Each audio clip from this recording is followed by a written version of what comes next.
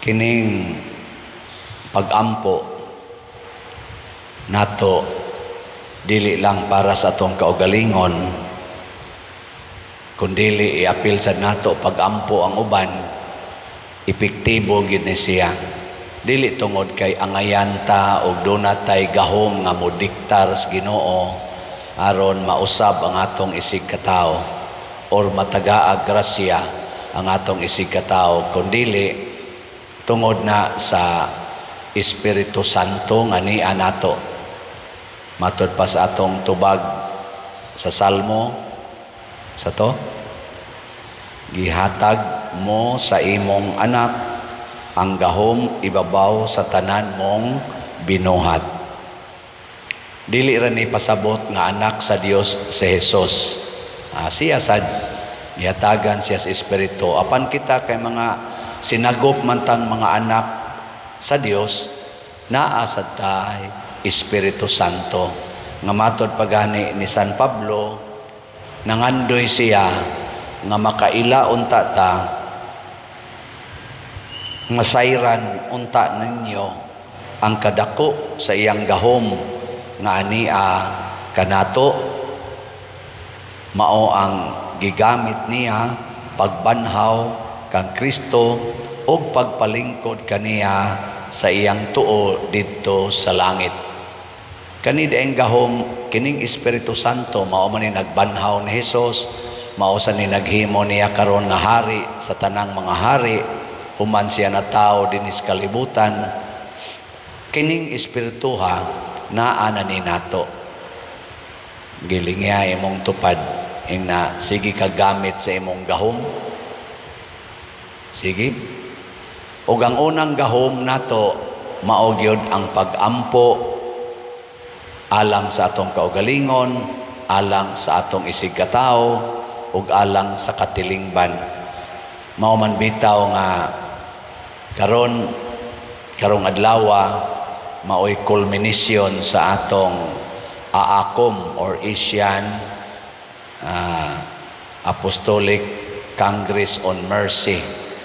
Naghimo karong kaadlawon, ganiyang kaadlawon sa atong procession, grand procession, pagampo. Dako kayong misa diha sa Basilica de Santo Niño. Nagampo ta dili lang para sa Pilipinas, kung dili sa tibuok yung kalibutan. Pero matod pa ni Kristo sa Ebanghelyo, kadtong moangkon, maging sa to pagsulti dire, bisan kinsay magsugid atubangan sa katawhan nga siya akoa, mauusab ang buhaton kaniya sa anak sa tao atubangan sa mga anghel sa Dios. Pasabot ang atong pagampo madungog ra gyud didto sa langit ug dawaton sa didto sa langit, basta ato gyung ipakita nga kita iya ni Kristo. Unsaon man pagpaila nga kita iya ni Kristo, ato gyung puy-an ang iyang mga kasuguan ug ang matang sa iyang kinabuhi. Mabutan ang magsigi tag simba, magsigi tag ampo dinhi, nya libakira kay tas tanan, palaaway kay ta, tikasan pagyud kaayo, mura magway epekto ang atong pagampo. Puy-an ang kinabuhi ni Kristo. Unsa may mga kinabuhi ni Kristo, sige naman akong sulti diri og iya sa nang gisangyaw, mao sa na iyang gitudlo siya mga apostoles. Ang una gyung kinabuhi ni Kristo kana gyung kabus, kakabus. Ikaduha, ang pag-alagad sa mga kabus. Ikatulo, ang paghigugma sa mga makasasala. Pero siya way sala, pero nahigugma sa mga makasasala. Kita lahi man, sige tagpakasa, sige sa tagpangaway, sige sa taog panaway sa atong isig ka makasasala. So una, kabos na kinabuhi, nahigugmas mga kabos, nag-alagad sa mga kabos o nahigugma o nag-alagad sa mga makasasala. O ang lain pagyod nga matang sa kinabuhi ni Kristo para atong ipakita sa mga tao, kini nasang pag-antos. Andam tang muantos hangtod sa kamatayon. Kanang tao nga magbuhat ani, magsigig antos, magsigig alagad, magsigig higugma, usahay gani tawgo ni sila the living saints, sama ni San Vicente Ferrer, San Juan Maria Vianney, ni Mother Teresa, sila si Saint John Paul II, Bishop Chupilo Kamumot. Mao ni sila ang mga tao nga murag makaingon ang mga tao, inigtanaw pa lang nila murag mga buhi nga mga santos. Gikono bilingi ako no nang imong tupad diha, ing na kono mura kag living saint or living Satan. Kay usahay di man ta living saint, living Satan manoon, apil na ning nagwali. Ngato sa mga politicians, nasa pipila ana nila nga murag living saints. Kana bitang politician nga nagpabiling kabos, nangalagad nahigugmas mga kabos, nahigugmas mga makasasala, dili magsigig panaway o pangaway sa mga makasasala, nya labaw sa tanan kamaong muantos para sa kadaghanan, dili magsigilag lipay-lipay, siging padato, siging pamalitan ng ilang mga gustong paliton nga mga mahal kaayo, mga materialistic kaayo, di gyud makit-an ang Ginoo. Og ang katapusan, sama ni San Pablo, sama sa mga santos, kanigyong makanunayong pag-ampo.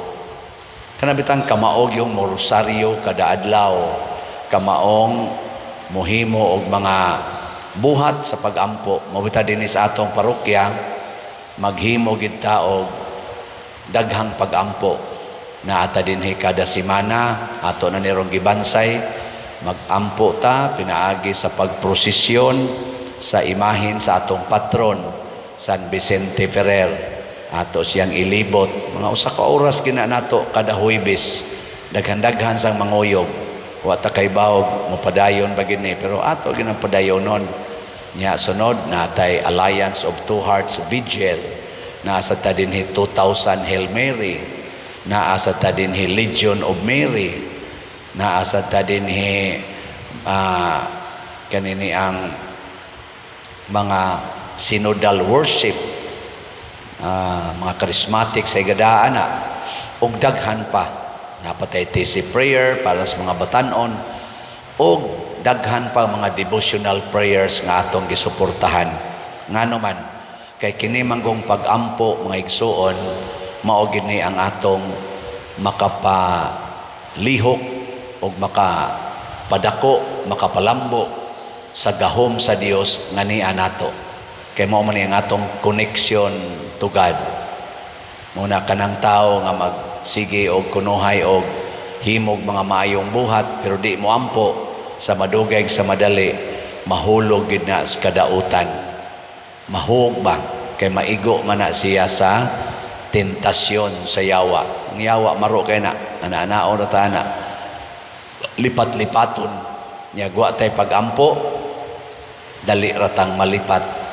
Mao na si San Pablo nangandoy gyud nga ang Dios mahimog yung sentro sa simbahan, dili ang mga kalihukan lang, kung dili ang Dios gyud si Kristo, kay mao man siya kahingpitan sa atong kinabuhi. So nautunta ato kining paningkamutan og kining atong gibuhat, dili unta mahimong sayang. Maminaw ta sa Espiritu Santo, maminaw ta sa iyang paggiya kanato aron nga mahatagan ta og daghang mga grasya og ang kunon ta kanunay ni Kristo didto sa langit. mga matay magita dinhi. Nabitay magpa pre-over nako, Father, pre-overi ko kay aron naihiling. Ang una ginakong pangutana, andam na bakang mamatay? Muulpot man na, muulpot nako kun imo kong papandungon anang imong ulo kay gusto ra jud kang kanang malagsik, gusto ra jud kang maayos imong sakit, kaluoy sa Ginoo nga mitugot sad nga mamatay kita. Sa ato pa di ay kung di ka maayos imong sakit kay gitugot nas Ginoo mamatay ka, wa di ay Ginoo sa imong kinabuhi. Mohilak in taon ng uban, pero sa kadugayan makaamgo sila. Nya ikaamgo na, aanha na nato ihatag ang prayer for healing. Kay ang healing nga tinud-anay mga igsoon kanang mawagtang na ning atong kahadlok sa kamatayon. Kanabang makasabot na ta nga ang kadako di ay sa gugma sa Dios milabaw sa atong kamatayon, milabaw sa atong mga pag-antos. Nya ang iya sang kalipay nga way katapusan giandam na alang ni atong mga tao nga andam magantos, andam mamatay dinhis kalibutan nga nagsunod kanunay sa kabubuton sa Dios. Kana gyud mo inindot kayong healing. Mao na nay gitawag og permanent healing, lasting healing, the healing from our bondage of fears, anxieties, and worries in this life.